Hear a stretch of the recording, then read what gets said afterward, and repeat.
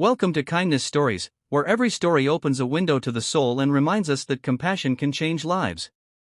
Get comfortable, stay tuned, and let your heart guide you through this unforgettable journey. It was the first day of school at Lakeview High, and everything felt different for Jordan. He had just moved from another town with his mother, who had recently taken a new job in the city. New faces, new hallways, new rules, he felt completely lost. Jordan wasn't shy, but he wasn't the loudest kid either.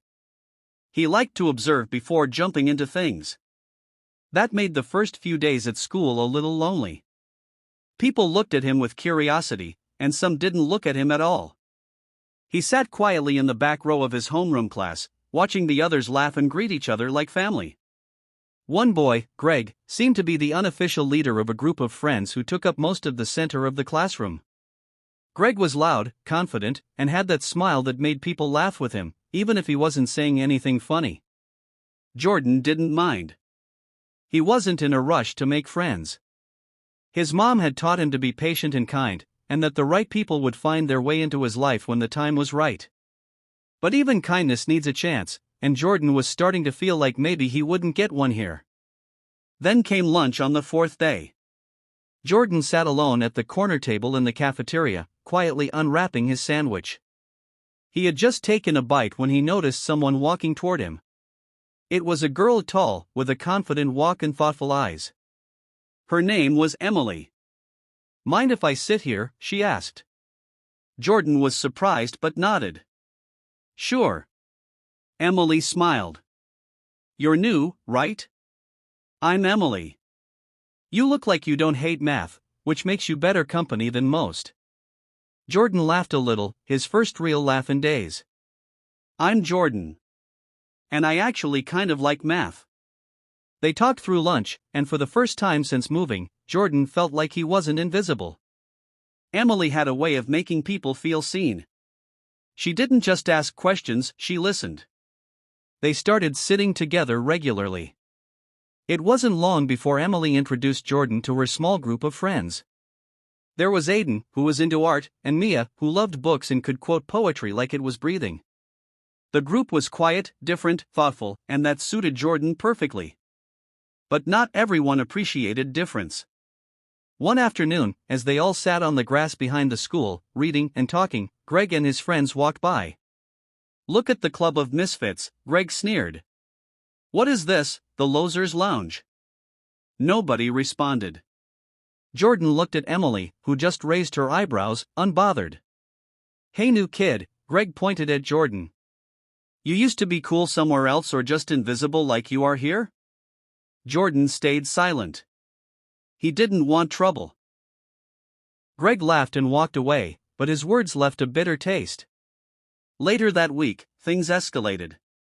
Greg and his friends started messing with Jordan's locker.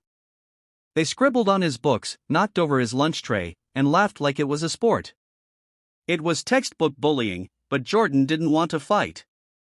He had seen what anger did to people, and he didn't want to become someone he wasn't. Emily encouraged him to report it, but Jordan hesitated. "What's the point? They'll just find new ways to do it." But something unexpected happened. Aiden saw Greg pushing Jordan in the hallway one day. Without thinking, Aiden stepped in between them. "Back off," Aiden said.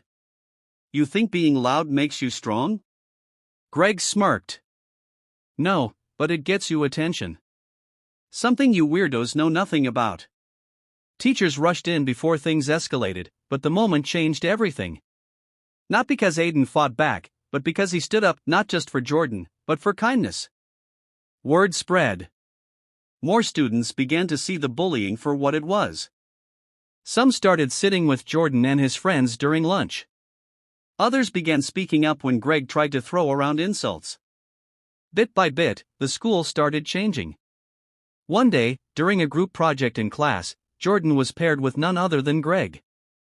It was awkward. At first, Greg barely spoke, just rolled his eyes at Jordan's ideas. But Jordan stayed patient. He didn't argue. Instead, he offered help with the research. He shared notes. He treated Greg like a teammate, not an enemy.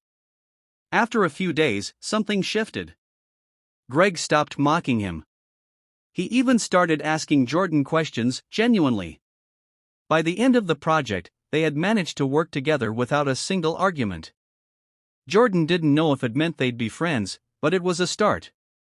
The real surprise came a week later. Greg showed up during lunch and quietly sat next to Jordan and his group. Everyone went quiet.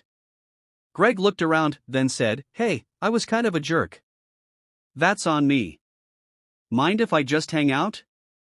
Jordan looked at Emily, who gave a small smile and nodded. "Only if you like poetry and peanut butter sandwiches," she said. Greg chuckled. "I'll try both." From that day on, things were never quite the same. Greg didn't magically become best friends with everyone, but he started showing up differently. He didn't bully anymore. He helped younger students find their classrooms. He joined the school's community club. Nobody had expected it, least of all Jordan. But sometimes, kindness isn't about dramatic transformations. It's about small shifts, quiet moments, and giving people the grace to grow. Jordan had come to a new school where he thought he'd be alone. Instead, he found friends, courage, and even helped someone else rediscover their own better nature. And through it all, he held on to the values his mother had taught him. Patience, kindness, and believing that even the hardest hearts can change if they're given the chance.